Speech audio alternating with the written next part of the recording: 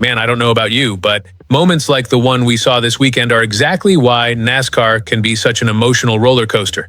1 second, we're watching an incredible battle near the front of the field, and the next, everything changes in the blink of an eye. When cars are running at nearly 200 miles per hour, the margin for error is almost non-existent, and what happened late in that race left a lot of fans holding their breath. What makes this situation feel even bigger is that it doesn't just affect one afternoon, it has the potential to impact upcoming race weekends, team plans, driver preparation, and maybe even the momentum of a season that has already been packed with twists and surprises. There's been a lot of discussion since the checkered flag dropped. Fans have been trying to piece together exactly what happened, what comes next, and what it could mean moving forward. And now, with an important update officially confirmed, there are even more questions surrounding one of the sport's biggest names heading into the next race weekend. Before we get into all of that, if you enjoy talking NASCAR with fellow fans, make sure to hit that like button and consider subscribing to NASCAR Nation Report. The channel is still growing, and we're pushing toward 15,000 subscribers. If you've been here from the beginning, you're helping build an awesome NASCAR community from the ground up, and that's something pretty special. The moment everybody started talking about happened during the final stage of the NASCAR Cup Series race at Michigan International Speedway. Christopher Bell and Chase Elliott were battling hard for second place on lap 148, just moments after a restart. These are the kinds of situations where drivers are pushing absolutely everything they have because track position means so much, especially late in a race.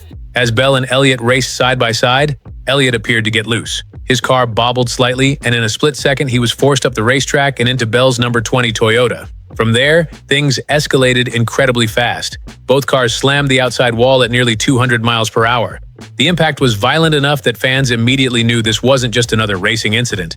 Then came the image that really caught everyone's attention. The rear of Christopher Bell's Toyota erupted into flames after the crash. Honestly, when you see fire coming from a car after a hit like that, your first thought isn't about points or playoff standings. You're thinking about the driver. Thankfully, one of the biggest positives from the entire situation was seeing both Bell and Elliott climb from their cars under their own power. Safety crews responded immediately, and both drivers were able to indicate that they were okay. One moment that stood out to a lot of fans happened before the ambulance ride to the infield care center. Chase Elliott walked over to Christopher Bell, and the two drivers shared an embrace. That may seem like a small thing, but in a sport where emotions run high and accidents can create tension, it was a reminder that both drivers understood how serious the crash was. There was no drama, no confrontation, just mutual respect after a frightening incident. Christopher Bell remained inside the infield care center for nearly an hour before eventually being evaluated and released. However, even after being cleared, Bell declined interview requests, which naturally led to questions about how he was really feeling after such a massive impact. And now we have the update that has NASCAR fans paying close attention heading into the next race weekend. Christopher Bell is expected to be replaced at Pocono, while additional evaluations are completed on injuries involving his wrist and ankle following the Michigan crash. The replacement driver who has now been confirmed is Leland Honeyman Jr. For a lot of casual fans, that name may not immediately jump off the page, but this is a major opportunity for the young Arizona driver. Leland Honeyman Jr., who is just 21 years old and comes from Phoenix, Arizona, has been building his racing resume over the last few seasons. His most recent NASCAR Craftsman Truck Series appearance came back in 2022 when he made his series debut at Bristol Motor Speedway with Young's Motorsports, finishing 22nd. Since then, Honeyman has continued developing as a driver. He competed full-time in the O'Reilly Auto Parts Series during 2024 before returning in a part-time role during the 2025 season. Now, because of circumstances nobody wanted to see, he suddenly finds himself stepping into the spotlight, and that's where this story becomes so interesting. For Christopher Bell, the focus right now is obviously his health. Bell has been one of the strongest drivers in the Cup Series and one of the most consistent threats whenever he unloads at the racetrack. Anytime a driver of his caliber is forced to miss time or deal with injury concerns, it immediately becomes a major storyline. For Joe Gibbs Racing, this situation creates challenges as well. The team has championship expectations every single season. They aren't racing for participation trophies. They're racing for wins, playoff advancement, and ultimately a championship. Any interruption to that mission matters. For Leland Honeyman Jr., this could become one of the biggest opportunities of his young career. Think about it. 1 week you're continuing your development as a young racer, and the next you're being asked to fill in for one of NASCAR's elite drivers after one of the most talked about crashes of the season. That's pressure. But it's also the kind of opportunity drivers dream about. The NASCAR garage has always had stories where unexpected opportunities change careers forever. Sometimes a substitute driver simply keeps the seat warm. Other times, a surprise appearance becomes the moment everyone remembers. Whether Honeyman is able to capitalize on this opportunity remains to be seen, but there is no question that fans will be watching closely. As for Chase Elliott, there will likely continue to be discussion surrounding the incident itself. Racing for position at Michigan is never easy, especially during late race restarts when drivers are fighting for every inch of racetrack. Incidents like this are unfortunate, but they're also part of what makes stock car racing so intense and unpredictable.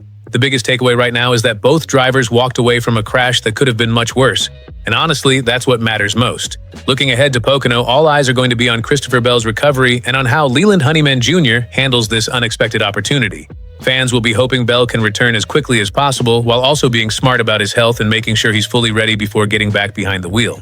At the same time, this situation serves as another reminder of just how quickly things can change in NASCAR. One restart, one small mistake, one split-second moment. Suddenly, an entire race weekend and potentially several weeks beyond it look completely different. And if you're a NASCAR fan, you know that's exactly why every lap matters. What do you think about Christopher Bell being replaced by Leland Honeyman Jr. at Pocono? Do you think Honeyman can surprise people with this opportunity? And how concerned are you about Bell's condition after that crash at Michigan? If you enjoyed this video, make sure to leave a like and share your thoughts in the comments, because I really want to hear what fellow NASCAR fans think about this situation. And if you're new to NASCAR Nation Report, consider subscribing. The channel is still growing. We're working toward 15,000 subscribers. And if you enjoy daily NASCAR discussions, race analysis, breaking news, and honest fan perspectives, we'd love to have you join the community. Thanks for watching, and I'll see you in the next one. Now that we've gone through everything that happened, I want to give you my personal take on this situation, because I honestly think there are a few layers to this story that NASCAR fans shouldn't ignore. First of all, I think the biggest takeaway is not the replacement itself, it's Christopher Bell's health. As fans, we spend so much time talking about playoff points, race wins, championship battles, and weekly storylines that sometimes we forget how violent these crashes really are. When you watch that replay from Michigan and see both cars hit the wall at nearly 200 miles per hour, it becomes pretty clear that this wasn't some routine incident. The fact that Bell's car actually caught fire after the impact makes it even more concerning. Sure, NASCAR safety has come a long way. The next-gen car has protected drivers in several major accidents over the last few years, and thankfully both Bell and Chase Elliott walked away. But just because a driver walks away doesn't necessarily mean they're 100% the next day. We've seen plenty of cases in motorsports where injuries aren't immediately obvious. Sometimes soreness appears later, sometimes swelling develops after the adrenaline wears off, sometimes a driver feels okay initially and then realizes a few days later that something isn't right. That's why I actually think Joe Gibbs Racing is making the correct decision if they feel Bell needs more evaluation. I know some fans will look at this and immediately worry about points, momentum, and playoff implications. And those concerns are completely understandable, because Bell has been one of the strongest drivers in the Cup Series. Every race matters this time of year. But at the end of the day, championships come and go. Driver health has to come first. The second thing that stands out to me is the opportunity this creates for Leland Honeyman Jr. And honestly, I think this part of the story is being overlooked by a lot of people. Imagine being 21 years old and suddenly getting a call that says you're stepping into one of the most high-profile situations in NASCAR. That's not normal pressure. That's a life-changing opportunity. Most young drivers spend years hoping for a chance to prove themselves in front of top organizations. Very few get opportunities that arrive this unexpectedly. The challenge for Honeyman won't necessarily be winning. The challenge will be staying composed. Fans sometimes forget how difficult it is to jump into a new situation without extensive preparation.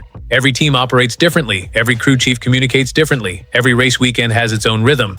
Just getting comfortable can be difficult. What I'll be watching is how he handles the moment mentally. Does he look confident? Does he communicate effectively with the team? Does he stay calm under pressure? Can he avoid mistakes? Those are the things that often determine whether a substitute appearance becomes a forgotten footnote or the beginning of something bigger. Then there's the Chase Elliott side of this story. Personally, I don't think there was anything malicious here.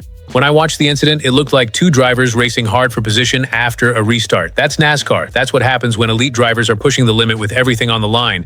The unfortunate reality is that when cars are packed together at those speeds, even a tiny mistake can create a massive accident. I don't see this as some major controversy. I don't see this becoming a rivalry. I don't see lingering bad blood.